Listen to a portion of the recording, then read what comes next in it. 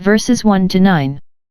After 38 years' tedious marches, or rather tedious rests, in the wilderness, backward towards the Red Sea, the armies of Israel now at length set their faces towards Canaan again, and had come not far off from the place where they were when, by the righteous sentence of divine justice, they were made to begin their wanderings. Hitherto they had been led about as in a maze or labyrinth, while execution was doing upon the rebels that were sentenced, but they were now brought into the right way again. They abode in Kadesh, v1, not Kadesh Barnea, which was near the borders of Canaan, but another Kadesh on the confines of Edom, further off from the land of promise, yet in the way to it from the Red Sea, to which they had been hurried back.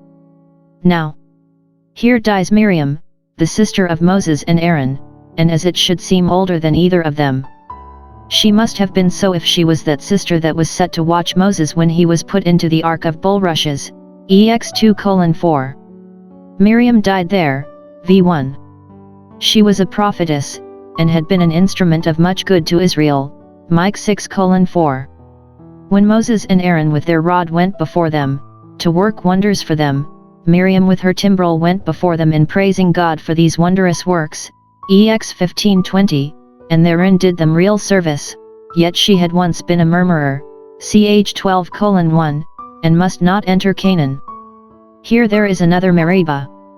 One place we met with before of that name, in the beginning of their march through the wilderness, which was so called because of the chiding of the children of Israel, ex 17:7.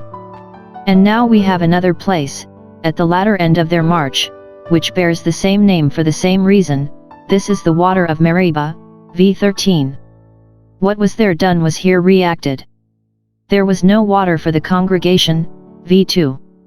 The water out of the rock of Rephidim had followed them while there was need of it, but it is probable that for some time they had been in a country where they were supplied in an ordinary way, and when common providence supplied them it was fit that the miracle should cease. But in this place it fell out that there was no water, or not sufficient for the congregation. Note, we live in a wanting world, and, wherever we are, must expect to meet with some inconvenience or other. It is a great mercy to have plenty of water, a mercy which if we found the want of we should own the worth of. Hereupon they murmured, mutinied, v2, gathered themselves together, and took up arms against Moses and Aaron. They chid with them, v3, spoke the same absurd and brutish language that their fathers had done before them. They wished they had died as malefactors by the hands of divine justice, rather than thus seem for a while neglected by the divine mercy.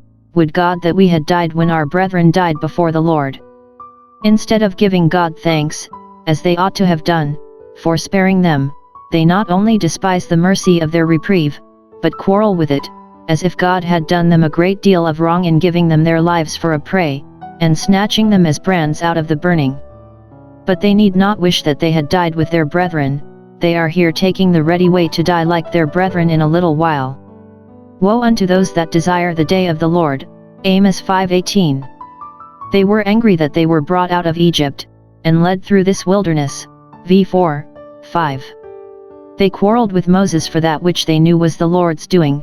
They represented that as an injury which was the greatest favor that ever was done to any people. They prefer slavery before liberty, the house of bondage before the land of promise, and though the present want was of water only, yet, now that they are disposed to find fault, it shall be looked upon as an insufferable hardship put upon them that they have not vines and figs. It was an aggravation of their crime, that they had smarted so long for the discontents and distrusts of their fathers.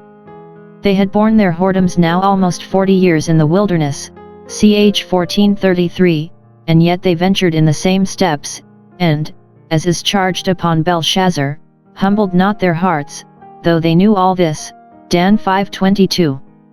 That they had had such long and constant experience of God's goodness to them, and of the tenderness and faithfulness of Moses and Aaron. That Miriam was now lately dead, and, having lost one of their leaders, they ought to have been more respectful to those that were left, but, as if they were resolved to provoke God to leave them as sheep without any shepherd, they grow outrageous against them.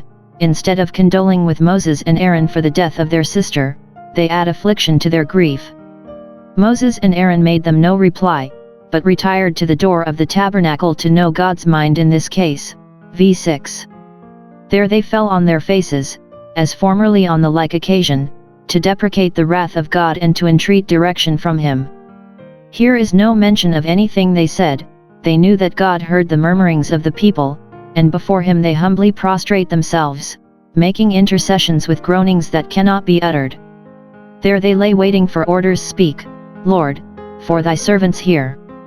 God appeared, to determine the matter, not on his tribunal of justice, to sentence the rebels according to their deserts.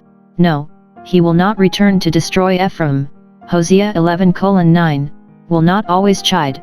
See General 8:21. But he appeared on his throne of glory, to silence their unjust murmuring. v6. The glory of the Lord appeared, to still the tumult of the people, by striking an awe upon them. Note, a believing sight of the glory of the Lord would be an effectual check to our lusts and passions, and would keep our mouths as with a bridle. On his throne of grace, to satisfy their just desires. It was requisite that they should have water, and therefore, thought the manner of their petitioning for it was irregular and disorderly, yet God did not take that advantage against them to deny it to them, but gave immediate orders for their supply. v8.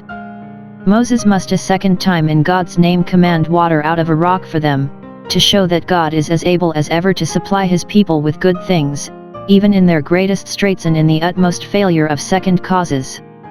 Almighty power can bring water out of a rock, has done it, and can again, for his arm is not shortened. Lest it should be thought that there was something peculiar in the former rock itself, some secret spring which nature hid before in it, God here bids him broach another, and does not, as then, direct him which he must apply to, but lets him make use of which he pleased, or the first he came to, all alike to omnipotence. God bids him take the rod, that famous rod with which he summoned the plagues of Egypt, and divided the sea, that, having that in his hand, both he and the people might be reminded of the great things God had formerly done for them, and might be encouraged to trust in him now. This rod, it seems, was kept in the tabernacle.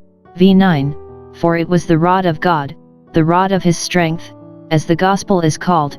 PS 110:2, perhaps in allusion to it. God bids him gather the assembly, not the elders only, but the people, to be witnesses of what was done, that by their own eyes they might be convinced and made ashamed of their unbelief. There is no fallacy in God's works of wonder, and therefore they shun not the light, nor the inspection and inquiry of many witnesses. He bids him speak to the rock, which would do as it was bidden, to shame the people who had been so often spoken to, and would not hear nor obey. Their hearts were harder than this rock, not so tender, not so yielding, not so obedient.